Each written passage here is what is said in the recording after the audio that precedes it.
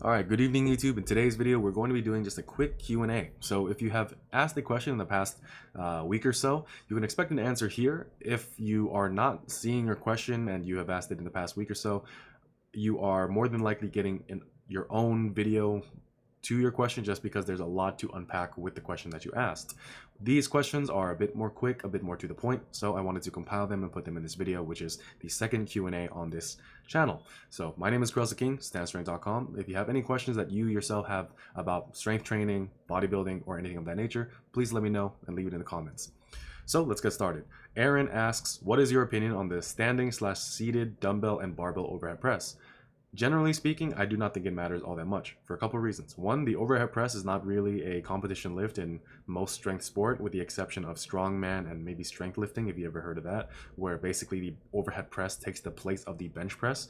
But strongman, I don't, they typically do like log presses or like maybe like circus dumbbell or something of that nature. So doing just straight up barbell overhead press I don't think is present all that much in strongman, but I could be wrong because it's not my area of expertise, and I don't have too much experience in that field. But generally speaking, it doesn't really matter when it comes to a lot of choices between exercise selection. What matters most is a couple things. One, what allows you to be the most consistent with it, what is your personal preference, and what feels most comfortable and will prevent injury and will allow you to train the longest. If you feel you can train more consistently with more effort and have a longer lifting career with the barbell seated version, then do it seated. It doesn't really matter that you're not doing it standing. I know some people will say like, oh, standing is so much more athletic. When you do anything athletic, you're on your feet. But I mean, if your main goal is just strength and size, which is what his main goal is, it doesn't really matter if you do it seated or standing, as so long as you are able to train consistently, train hard, and train safely so that you can continue to train for a long amount of time, you are going to build muscle. So it doesn't really matter if you do it barbell, dumbbell, seated, standing. It's not that big of a deal. One thing I will say though is that the barbell variation of most lifts usually allows you to lift the most amount of weight. So generally speaking, for in terms of efficiency, because it allows you to lift the most amount of weight for the most amount of reps, generally speaking, because let's say you were doing 6 reps, right? 6 reps on dumbbell versus 6 reps on what you can do for a barbell. The barbell ones, you're going to lift more weight, more tension on the muscle. So maybe that's going to put you over the edge with, efficient size gains. But then again, if you just hate the barbell overhead press, it doesn't really hurt you to just stick to the dumbbells and machines and just go from there. It's not super critical that you have it in there if your main goal is hypertrophy. But if you do have a goal of like, I want to make my barbell overhead press as strong as possible, yes, you need to barbell overhead press because it's the law of specificity.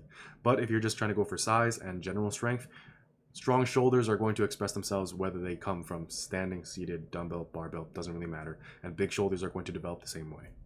So that's that question. Next question comes from Drawn by Robot.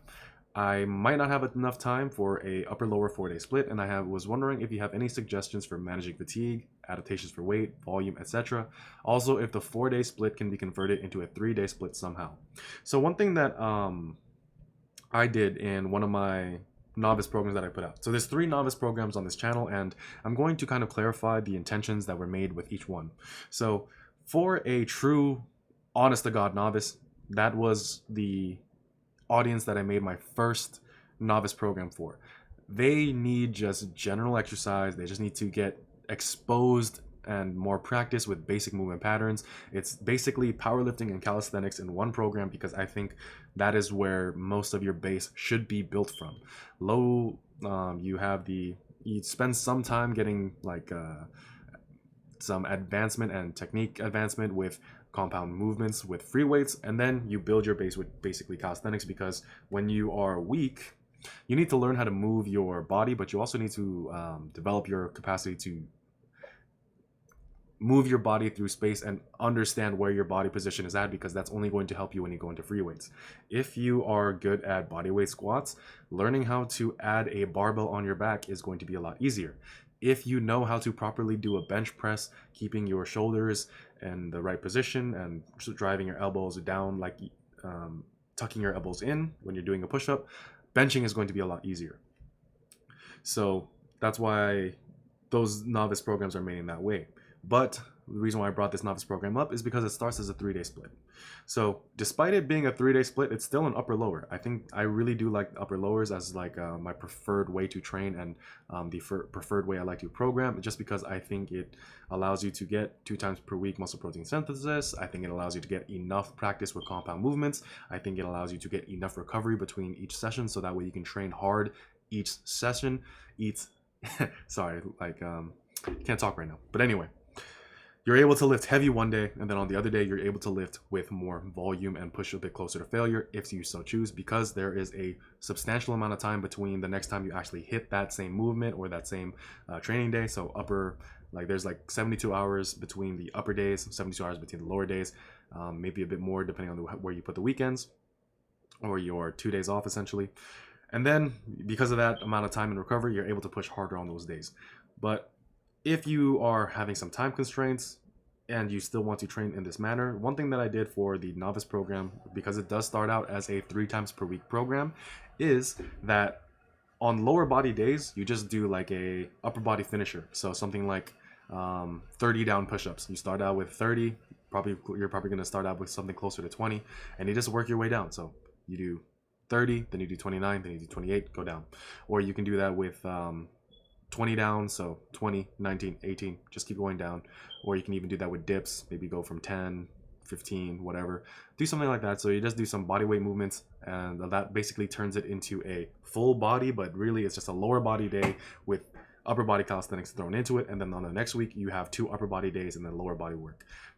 Generally speaking, the reason why I personally would do that is just because, given my own like preferences and goals as far as like ideal physique, I think that it's fine, because I'm kind of lucky to have big legs already, so it's not really the biggest concern for me to make them grow more. But if your main goal is a more balanced physique and you only have 3 days to train, that is an option. Doing like upper, like on week 1 it's upper, lower, upper, then on the week 2 lower, upper, lower, and on your lower body days you have these upper body finishers. That's one option. The other option is just to do a full body training 3 days a week, do a heavy, light, medium setup. Another option is honestly just do a push, pull, leg. Like if you were to do a push, pull, and leg day, and these are your 3 main training days, you can really push the volume on these 3 days. Treat it like almost like a maybe a variation of the bro split. So bro splits, you have a chest day, you have a back day, you have an arm day, whatever. But with a push pull leg kind of split setup, where you don't repeat that, where you repeat push pull leg the next week, you can put a bit more volume on each day, put a bit more effort into each day, and then you're still training 3 days a week. We know that frequency training is not the most important for hypertrophy. For strength development, I do think frequency is very important. However, if you are just trying to build a bit more muscle, which might be what you're trying to do, and trying to manage fatigue and whatnot, and you only have 3 days to train, that is an option as well. So those are your 3 options there. Hope you found that useful. Next, we have a question from the one and only. So in one of my programs, I have pull-ups supersetted with the bench press. So he had a question regarding that. Wouldn't it make more sense to have the bench press paired with a horizontal row, since they're both working in the horizontal plane? Same with pull-ups and overhead press, which I think should be included. Just my thoughts. I 100% agree with you. I do think that this is the ideal way to go about it, and if your gym allows you to do that, do so. The reason why I made these recommendations and adjustments in my own programming is simply because of how my gym is set up. Unfortunately, the pull-up bars that I like are placed very awkwardly and kind of almost strangely in the gym I work out in. So one's like a good walk distance away, and like, it's a far enough where basically if I leave that rack, someone's going to think I'm done working out, and they're going to they might take it. So that pull-up bar is out of the question. And then the other one is on the other side of the rack, because but that means I'm going to be taking up 2 racks because of just how the power rack is set up in the gym. So it's kind of a give and take, right? I can't just go like the bench is in the way of the pull-up bar. So it's just because of the way the gym is set up. Plain and simple. That's the reason why I made that adjustment. I do think that working in the same plane is much better.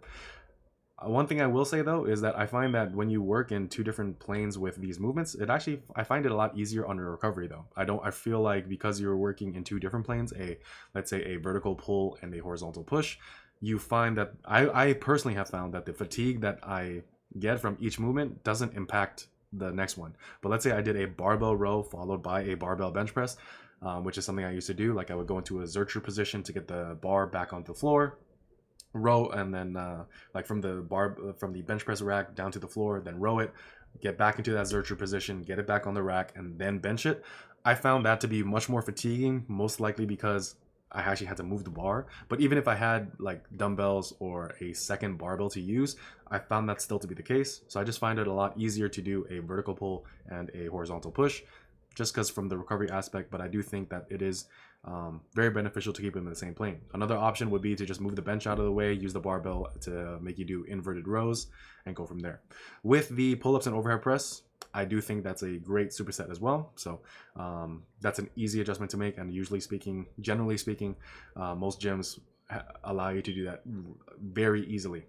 But like I said, if you were to do the overhead press, which is a vertical push, and then you pair it with a horizontal pull, I just found personally that I just felt a bit fresher. So if I did, let's say, a dumbbell row or something of that nature, and then supersetted it with a barbell overhead press, I just found to feel a bit fresher. That's just a personal thing. There's really no backing behind this, like scientifically. This is like as bro sciencey and as anecdotal evidence as I can get. I just felt better doing it, but they both work. It's fine. Do what your gym allows you to do. Just superset, right? All right. Next is from Guyam Batista. I'm sorry, man. I don't know. Hopefully I didn't butcher your name. But anyway, my main goal is to get bigger and put on some muscle since I'm really skinny. I've been stepping up on a lot of programs like the GZCLP, so GZC linear periodization, and I feel like the main goal of those programs is to get you stronger in the main lift, like squat, bench, squat, deadlift. That being said, what would you recommend? Would you recommend this program knowing what my main goal is, or are there better options? So I do have a hypertrophy focused power building program available on the channel. One thing I will say though, and this is really important for especially skinny guys, like I think part of the reason why skinny guys kind of like fall into this trap or whatever is just because, fat guys, they think like, oh, I'll never look good, but I can at least look strong. So they end up training to be strong, and then they get some big ass muscles.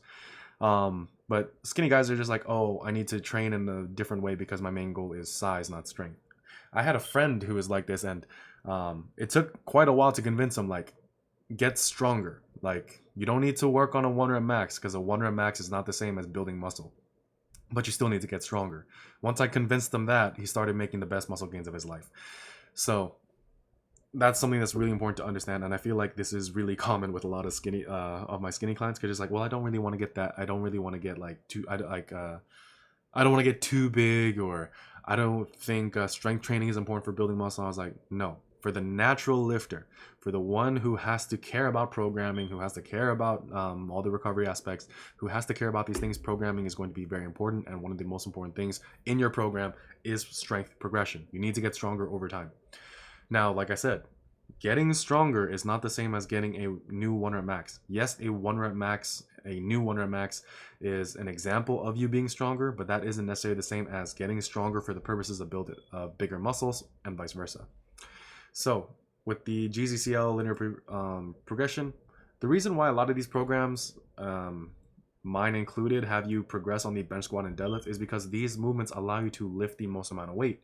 Now, let's say it allows you to lift the most amount of weight in higher rep ranges, let's say the 5 to 10 rep range for the squat and bench, but for the deadlift, maybe something more like 4 to 6, maybe even 2 to 5, bringing it a bit down a bit. But if you get stronger in these rep ranges, because they're not just straight up 1 rep maxes, but let's say you turn a 2 rep max into a 5 rep max, you've gotten stronger and you've built muscle. If you turn a 5 rep max into a 10 rep max, so you go from benching 225 to 225 for 10, you've gotten stronger, but you've also gotten bigger. If you just go from 225 for 5 and then you hit a 1 rep max at 245, yeah, you're stronger, you know, like let's say your old 1 rep max was something else, but that doesn't necessarily mean you built more muscle. So regardless of your goal, especially if you're a skinny guy, you need to get stronger. But it shouldn't be like the only thing you focus on. You know, there's other exercise that you should include to actually develop your body in the direction that you want it to. But with these programs, you need to get stronger on basic movements. Like, how many push-ups can you do? Like, at a certain point, push-ups are going to be a bit irrelevant, and they're just kind of like a fitness check more than anything. But then it's like, okay, how much can you bench for reps? How many body weight dips can you do? Can you do dips with a plate around your waist? Like, these are very tangible strength goals that anyone can achieve that will lead you to very good muscle development. So I'm going to recommend programs available on this channel. There is the hypertrophy focused power builder, because strength training is going to be a part of like proper strength training should be a part of your programming no matter what. Even if your goal is not pure strength, you need to get stronger. Like quite simply, you just need to get stronger. At least that is my opinion. That's just my opinion. All right, last one of the day or the night, because it's kind of late. So from PHFL. So one more thing I can't wrap my head around, and I've seen this in a lot of novice programs, isn't 60% of 1RM a bit low? For example, my bench 1RM is 190. 60% of that is roughly 115. Usually that's my warm-up weight where I do 10 reps. If I do 3 sets of 5 with the last AMRAP set, it would probably be 5, 5, 15. Is this effective? Yes, it is. So let me talk to you for a couple things. First, the idea behind linear progression is that you start very light. So this is like a good and bad thing about linear progressions, because the mindset behind a linear progression is quite simple. You run as far back as possible so you can run full force into a wall, hoping you break through. Now, when you're a novice, because the wall is just very, very mild or somewhat weak, just because your absolute strength really just isn't really developed all that much, you're going to break through that pretty easily. Like, so for example, for one of my clients, his 1 rep max was 140, right? So his 1 rep max was 140. Started back at 60, did a very similar progression, 3 sets of 5, AMRAP on the last set, just because it's a very basic way of going about things.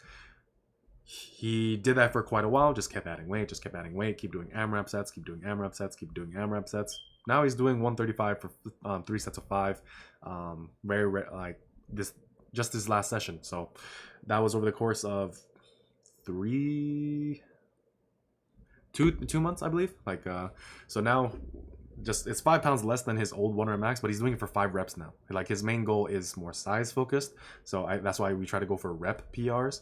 But it just kind of goes to show that it does work, at least. So I don't necessarily think it's the best. I do think that there's other ways to progress that are more valid, in my opinion. It's not necessarily more valid. It's just like it's just my preference, right? But it still works. But let's see, isn't this a bit low? So let's say you want to take that route, right? So 115 is usually what you do for 10 reps. So let's say you do 3 sets of 10. You do 3 sets of 10 and you keep adding weight until you can. Eventually you get to a point where you can no longer add weight, so you drop down to 3 sets of 8.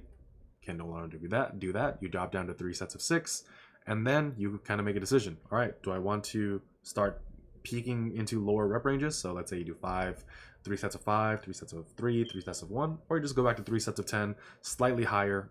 So using a weight that you did for 3 sets of 8, trying to see if you can get it for 3 sets of 10 now, and just go from there. That is an effective way to go too. The main thing, find a way that allows you to push yourself and progress. Those are the 2 things. It doesn't really matter like if you do it this way or another way. It just matters that you are able to progress. So as long as you are able to increase your performance over time, and then stay safe and keep lifting for a long amount of time without burning out too quickly, that's all that really matters. If you do something like this, right, where you start at 60%, and sorry, like I don't think you can actually see the question. All right, there we go. So let's say you start out with something like this, and you start out with 60% and you just build up a huge body of work over a long amount of time, think about the amount of weeks you're able to essentially squeeze out of this progression. It's super simple. It's really easy to remember. It's really easy to understand for the novice because it's a novice program, you know. Like, I'm not saying that they're stupid. It's just like you don't want to confuse them more than you have to, you know, because generally speaking, because it's new to them, it's going to be very confusing, and you just want to kind of limit the amount of confusion that they have to deal with.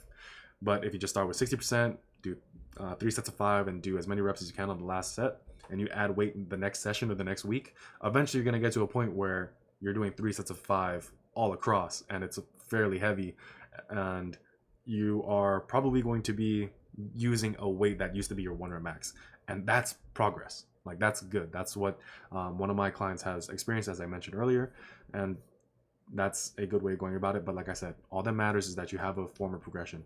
This is just the easiest one to remember. That's why it's so common in novice programs, because like I said, you're just trying not to confuse them too much. So that's it for this Q&A. I hope you found this information useful. If you have any questions, comment them in this video, any video, it doesn't matter. I'm going to be compiling the next group of questions. I don't know how long I want to keep Q&As. Like, this one actually ended up being a bit longer than I thought. Like, honestly, I kind of thought these I could answer these questions in, like, let's say under 15 minutes, because I know I like talk a lot. But here we are, 21 minutes in. So maybe next time I can bring it down. But if you don't mind the longer videos, then I'm totally fine with making them this long, so that way I can give these answers to the best of my ability at the time that I record. So that's it for this video. Thank you so much for watching. If you have any questions, like I said, leave them in the comments below. Leave them in the comments of any other video that I post. And yeah, follow me on Instagram. Check out my website. There's a bunch of free programs on there. There's a bunch of free programs available on this YouTube channel. So like, comment, and subscribe for future content for strength, hypertrophy, power building. So thank you so much for watching. My name is CrossFitKing, StanStrength.com. See you in the next one.